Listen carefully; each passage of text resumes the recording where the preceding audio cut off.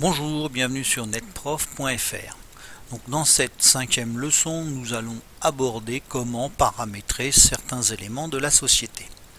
Alors pour paramétrer ces éléments, nous allons utiliser la barre de menu et aller jusqu'à outils, non, paramètres plutôt.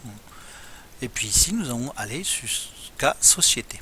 Si je clique sur coordonnées, nous allons voir apparaître dans une fenêtre l'ensemble des coordonnées de l'entreprise. C'est-à-dire que c'est une SARL, Lyon Équitable, on y retrouve son adresse, ses numéros de téléphone, son adresse email, son site internet. Donc si on avait à modifier une information, on aurait simplement qu'à, par exemple, changer le numéro de téléphone qui est ici. Après, si vous regardez bien ici, on a le descriptif de ce qu'il y avait dans paramètres. Donc, on va aller sur logo. Voilà.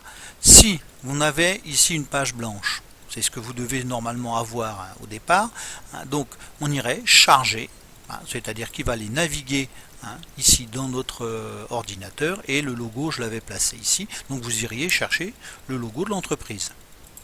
Donc voilà, pas de problème. Même chose au niveau des options comptables, les comptes de tiers, vous voyez, Racine, client 411, fournisseur 401, même chose pour les ventes, vous voyez, ici on a la numérotation des documents de vente, donc les commandes commencent tous par 1, devis ici commence par 02, ce qui est un peu original, je vais le remettre à 1, et je fais OK. Voilà, donc vous voyez, petit aspect très rapide du paramétrage des données de l'entreprise, je le rappelle, donc c'est dans paramètres, société, et vous voyez, on a l'ensemble des éléments que l'on peut paramétrer. Alors, utilisateur, donc c'est là où ça peut être intéressant, c'est plus pour les enseignants, c'est que l'on peut indiquer, voilà, ici, c'est moi l'administrateur, mais on peut créer de nouveaux utilisateurs et ne leur donner que certaines activités.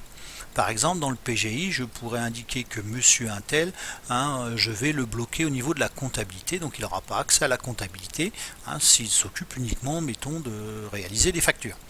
C'est l'avantage d'un PGI, c'est que l'on va pouvoir affecter aux personnes, aux utilisateurs, des fonctions.